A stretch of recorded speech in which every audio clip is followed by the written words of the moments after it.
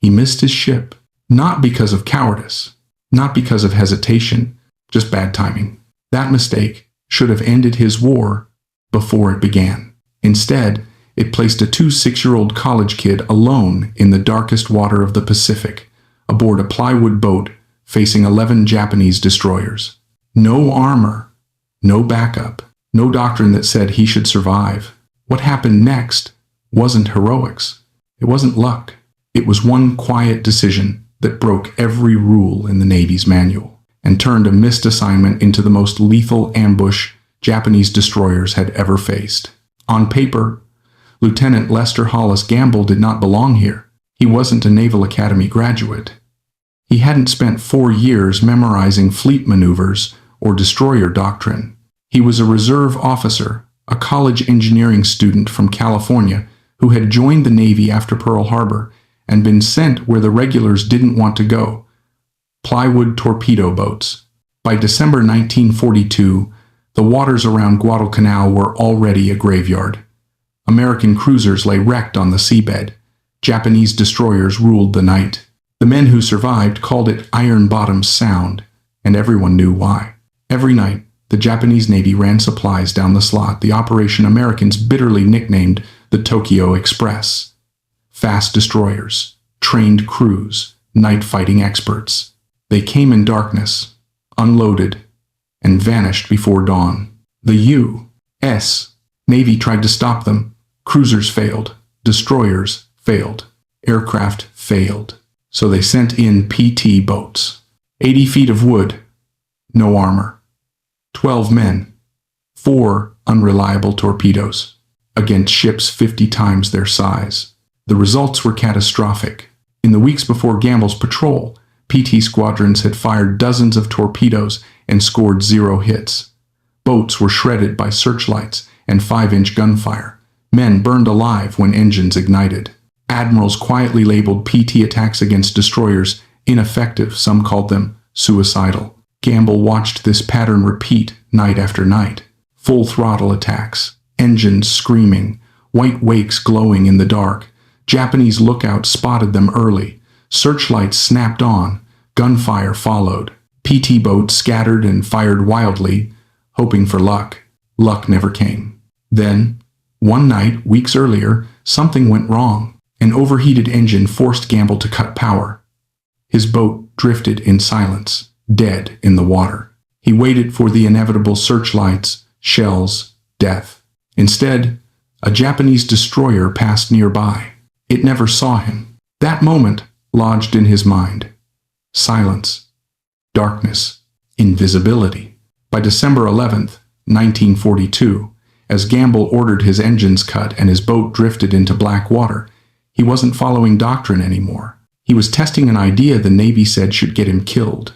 By the night of December 11th, 1942, the trap was already set. 5 PT boats slipped out of Tulagi and separated into 2 patrol groups, spreading along the dark coastline of Guadalcanal. Gamble's boat, PT-37, drifted into position near shore, engines cut, hull rolling gently in the swell.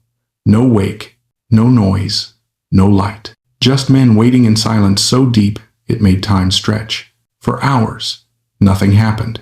Then, just after midnight, shapes began to form in the darkness. Long, low, fast. 11 Japanese warships running in formation, the Tokyo Express, right on schedule. And among them, closer to shore than the rest, one massive silhouette stood out.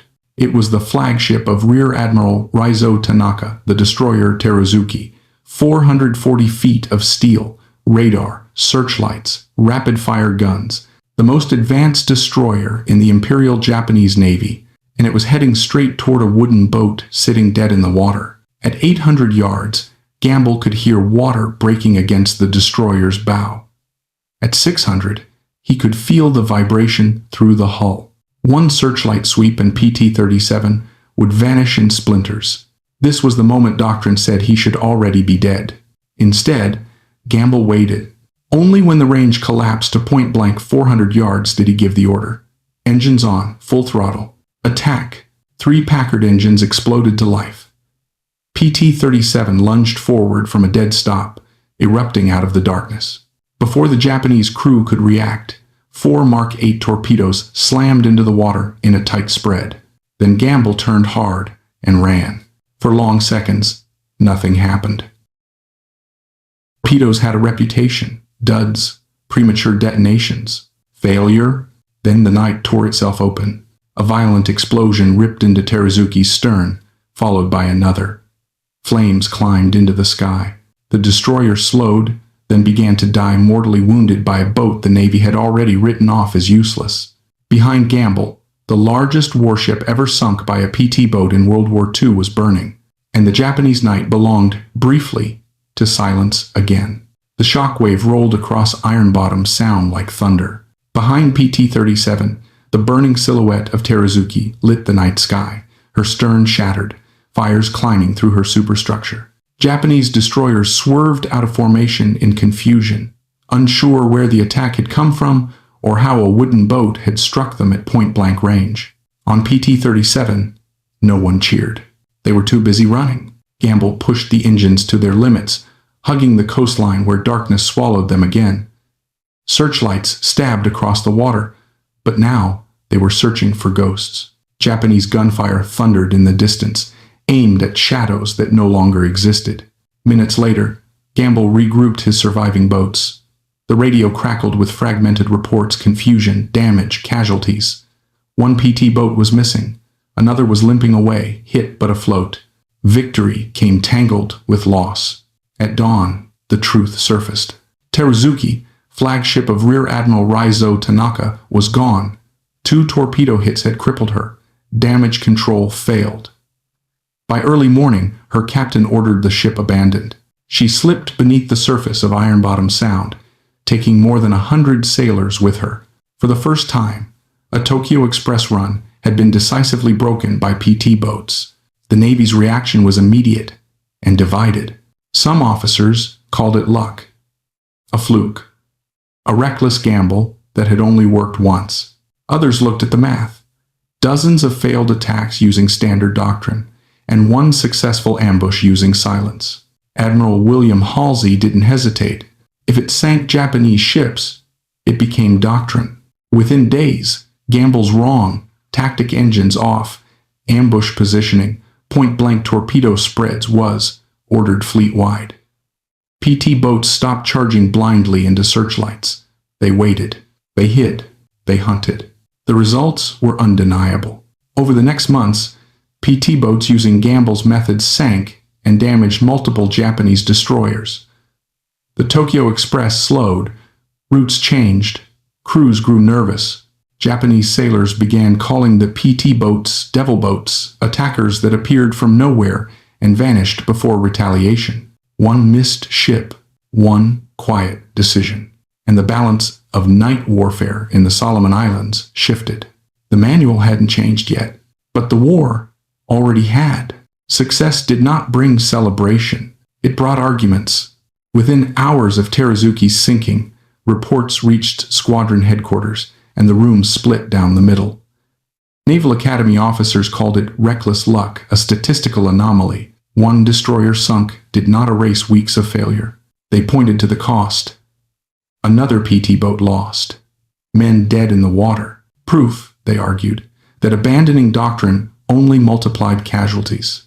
Gamble listened and said little. He didn't argue theory. He argued results. For months, PT boats had followed the book and achieved nothing.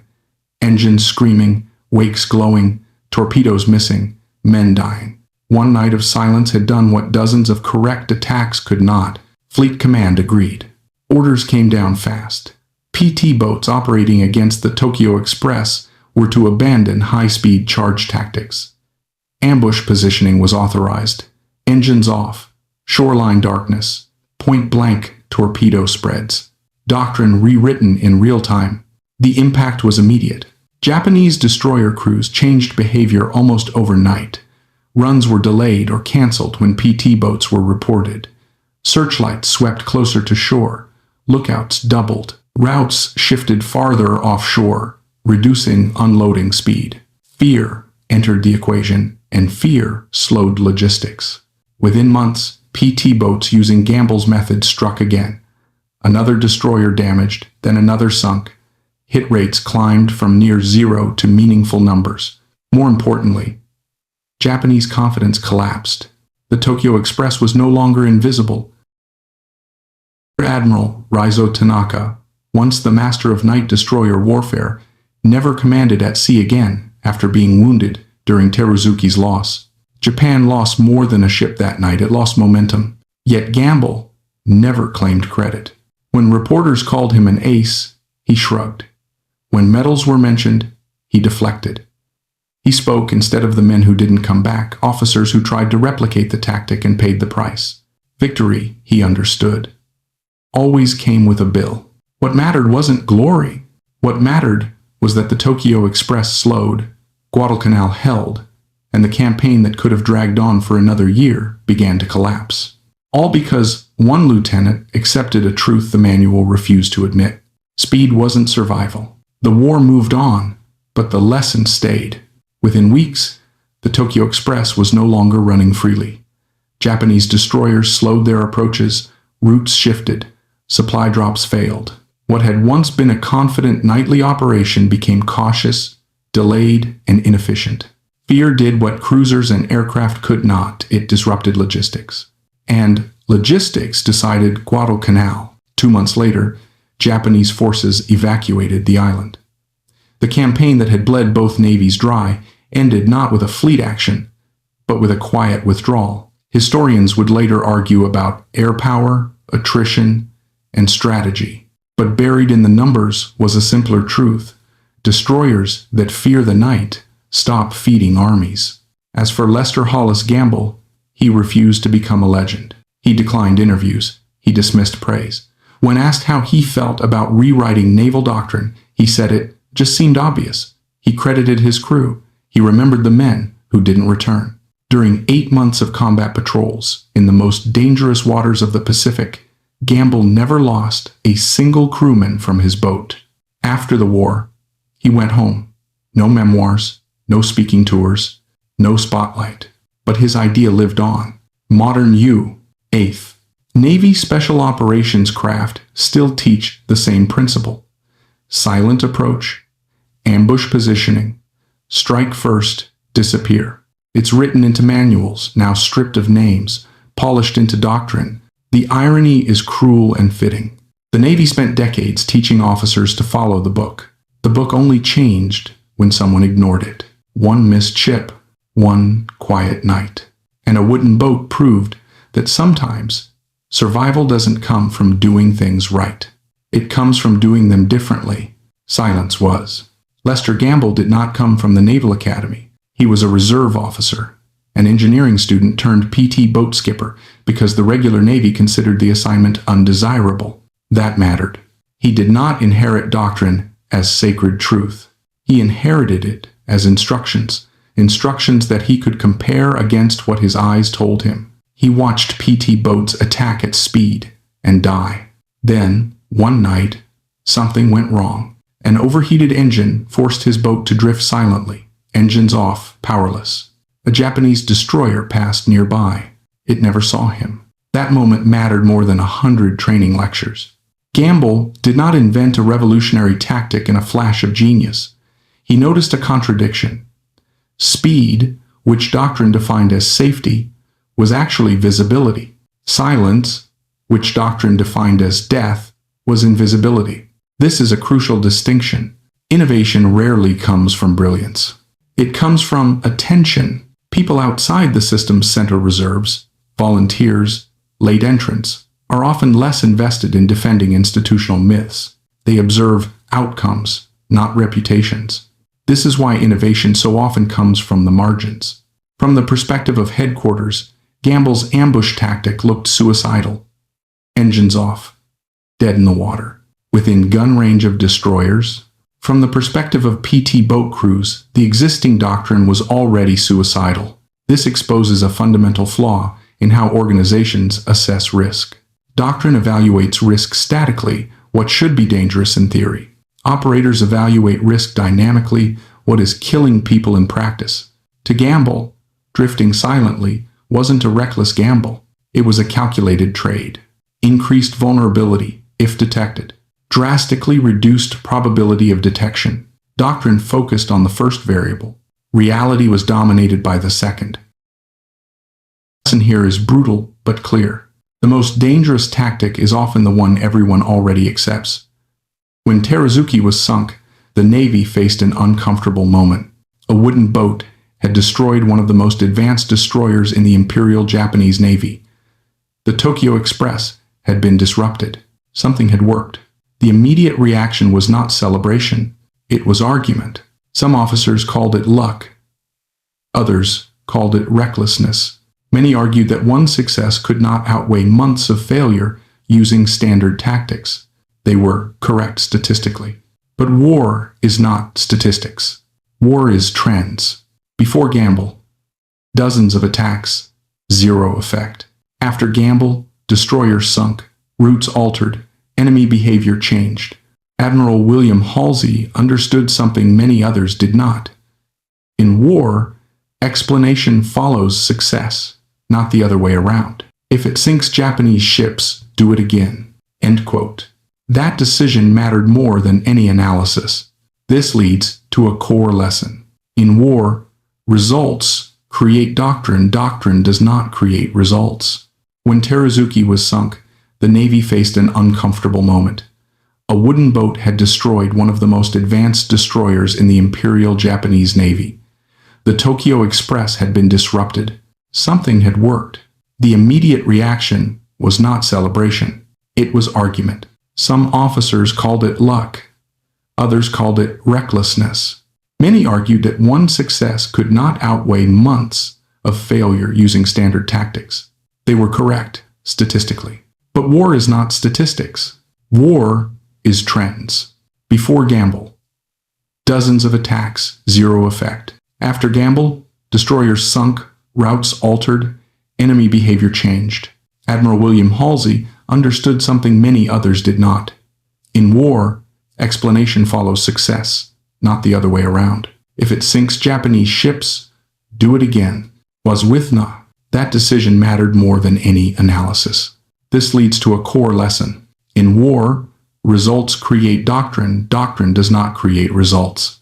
Military organizations value experience above almost everything else. Veterans are trusted. Senior officers are obeyed. Doctrine is built from lessons learned the hard way.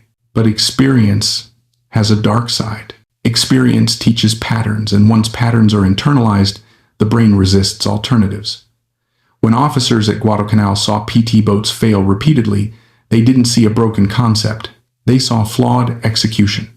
Their experience told them, this is how naval combat works. The problem was that their experience came from different ships, different weapons, different conditions.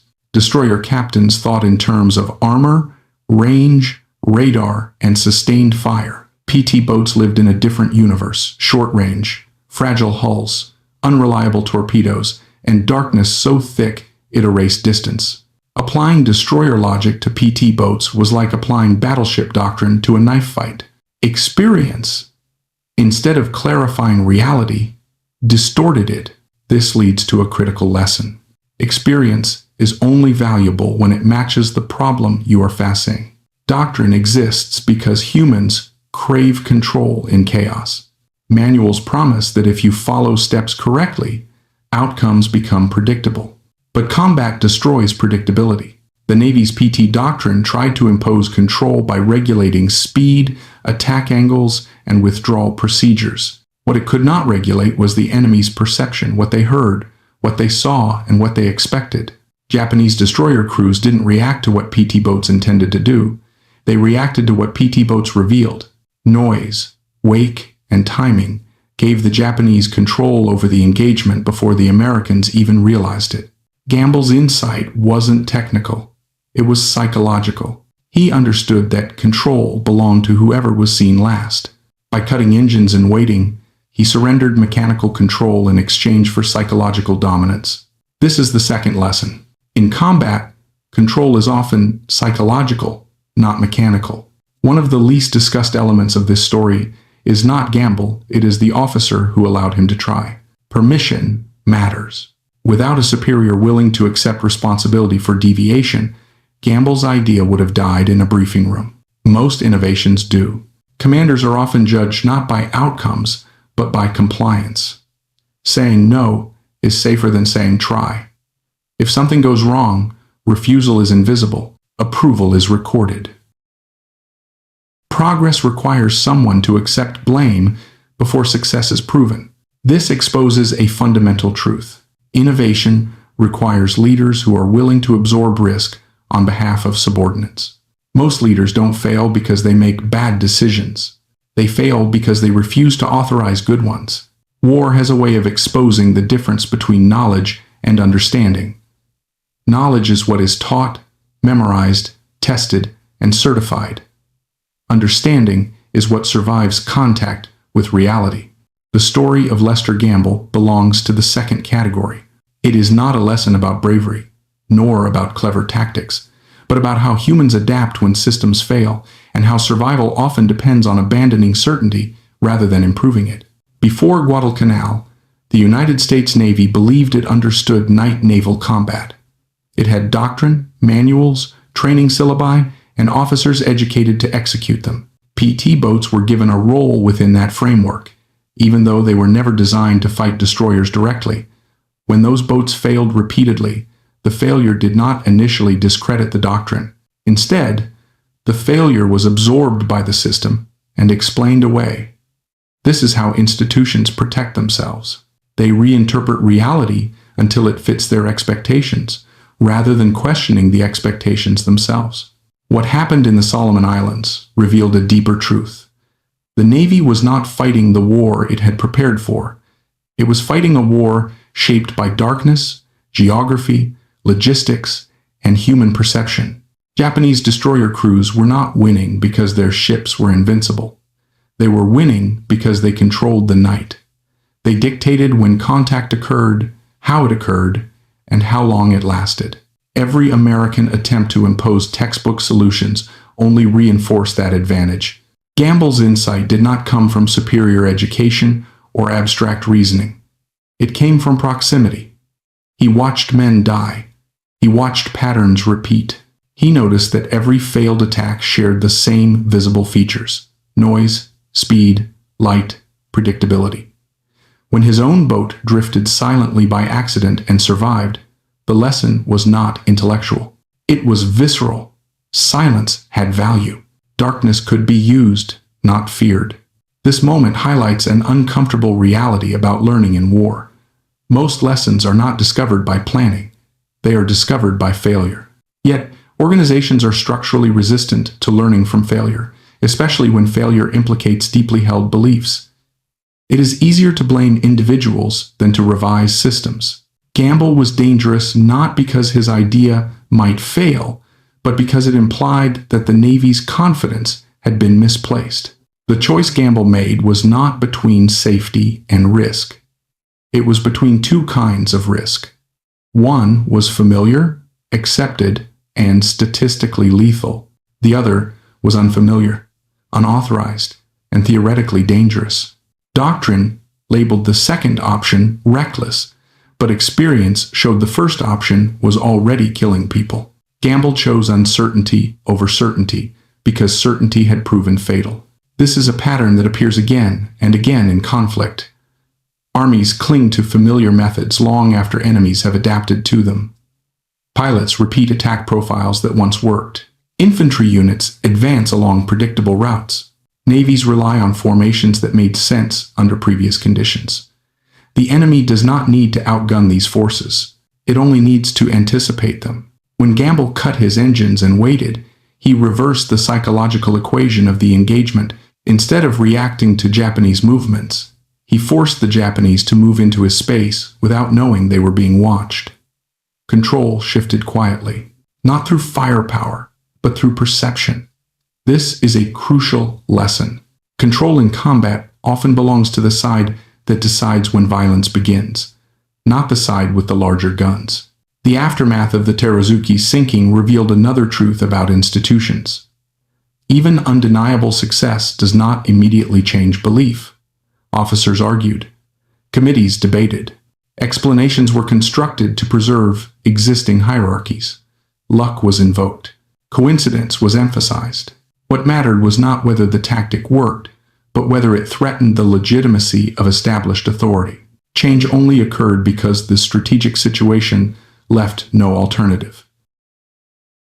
Guadalcanal was bleeding resources. The Tokyo Express had to be disrupted. When survival is at stake, ideology becomes negotiable. Doctrine bends only when reality applies enough pressure. Yet even after adoption, the tactic was not universally safe. Other boats tried to replicate it and were destroyed. Men died attempting to follow a method that had succeeded once. This exposes another hard truth. Innovation does not eliminate danger. It redistributes it. Every improvement creates new vulnerabilities. There is no final solution in war, only temporary advantages. Gamble understood this. His restraint mattered as much as his aggressiveness. He did not attack every opportunity. He did not chase targets for glory. He aborted missions when conditions were unfavorable. This discipline is often mistaken for timidity by those far from the consequences. In reality, it is a form of respect for probability. Gamble understood that survival required choosing battles, not just winning them. Leadership in this context is not about issuing bold orders. It is about managing risk on behalf of others. Gamble shared the danger of his decisions. He did not ask his crew to do anything he would not do himself. This created trust, and trust enabled execution. Without that trust, no tactic, however clever, would have mattered. The psychological impact of the ambush tactics exceeded their physical damage. Japanese commanders became cautious. Caution slowed operations. Slower operations reduced supply effectiveness. Logistics suffered. Fear entered decision-making. In war, fear is not weakness. It is friction. Friction consumes time, resources, and confidence. The Tokyo Express was not defeated solely by torpedoes. It was defeated by uncertainty. This illustrates a fundamental principle of warfare. Destroying the enemy's ability to predict outcomes is often more decisive than destroying their equipment. When an enemy cannot be sure where danger lies, every action becomes expensive. Every delay compounds. Momentum is lost not in a single moment, but across many small hesitations. After the war, Gamble refused to capitalize on his experience. This choice is revealing. He understood that his success was situational, not universal. He did not mistake outcome for destiny. He recognized the role of chance, timing, and conditions. This humility separates effective practitioners from dangerous mythmakers. Those who survive combat long enough learn that confidence must be tempered by doubt. The Navy eventually codified the lessons Gamble demonstrated. Silent approaches, ambush positioning, exploitation of darkness became standard practice. The manuals changed. The institution adapted. But the adaptation erased the human struggle that made it necessary. This is how organizations preserve continuity. They absorb change while minimizing disruption to identity. The deeper lesson is not about PT boats or destroyers. It is about how humans and institutions respond when reality contradicts belief. Expertise can become blindness. Experience can become inertia. Tradition can become liability. Progress rarely comes from perfect planning. It comes from uncomfortable observation, from individuals willing to admit that what they were taught is no longer sufficient. Gamble did not win because he was smarter than others. He won because he was willing to see what was in front of him without defending what he had been told. He accepted uncertainty where others clung to certainty. He chose adaptation over approval. War punishes rigidity. It rewards those who notice small truths early and act on them before disaster forces change. The price of delay is measured in lives. The value of humility is measured in survival. In the end, the most important lesson of this story is not tactical or historical. It is human. Systems exist to reduce uncertainty, but reality always reintroduces it. Those who survive are not those who eliminate uncertainty, but those who learn to operate within it. Sometimes the most decisive act is not charging forward, but stopping, listening, and allowing the enemy to reveal themselves. And sometimes, the difference between failure and survival is not doing things better, but doing them differently before it is too late. History often presents victory as the result of strength, technology, or superior planning. Many decisive moments in war come from something far less dramatic: the refusal to continue repeating failure. The lesson drawn from this story is not about brilliance or daring, but about the slow, painful recognition that accepted methods no longer match reality. At Guadalcanal, the U.S. Navy was not losing because it lacked courage. It was losing because it was trapped inside assumptions formed before the war had revealed its true shape. The Pacific Night did not reward speed in the way planners expected.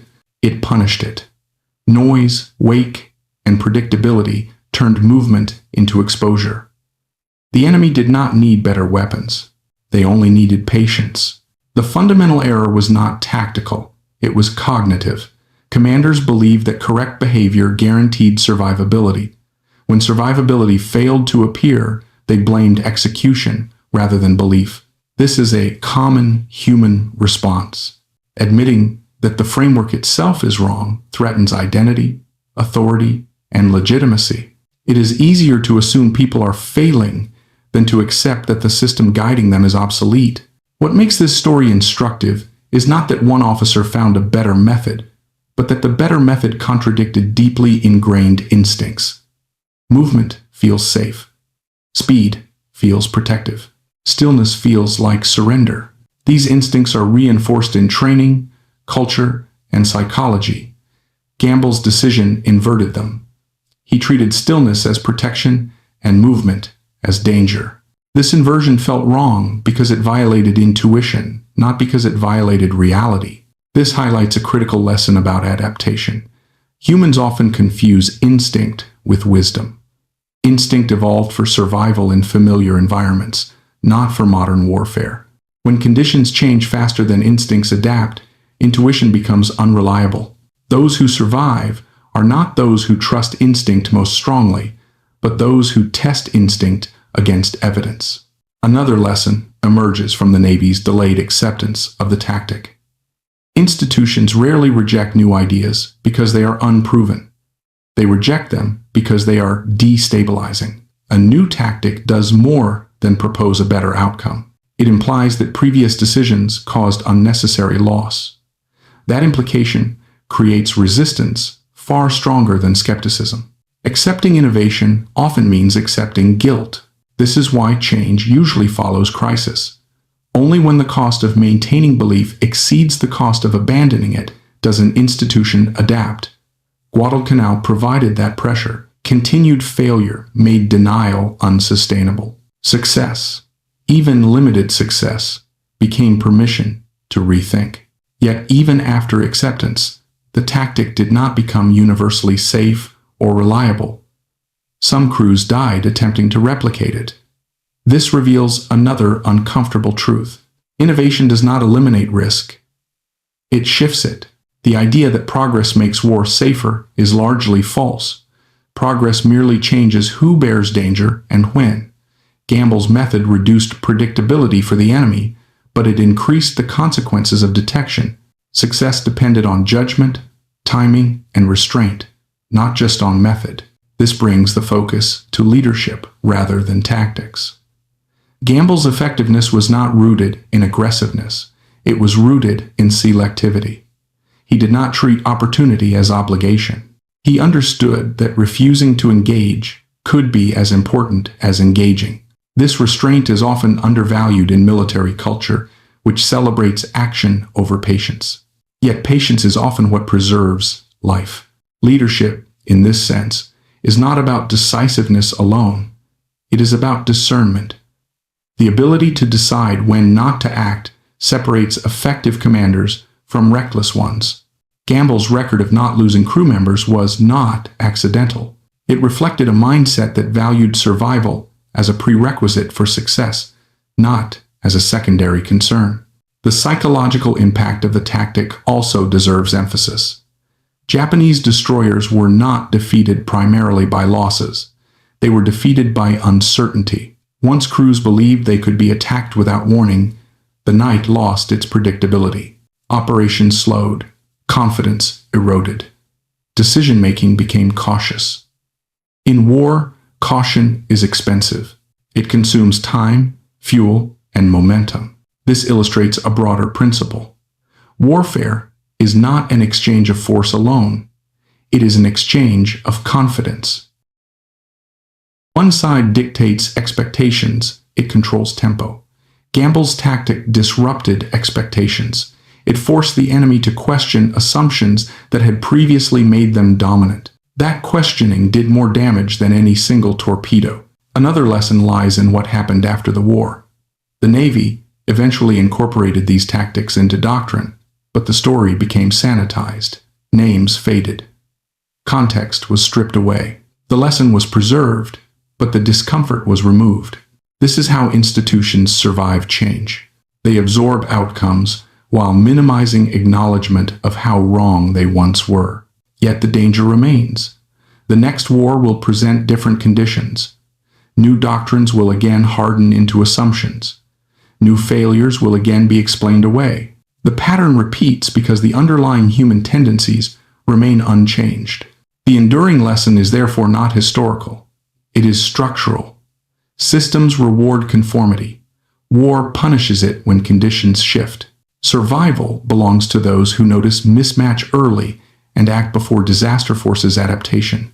Gamble's story demonstrates that meaningful change rarely begins with authority.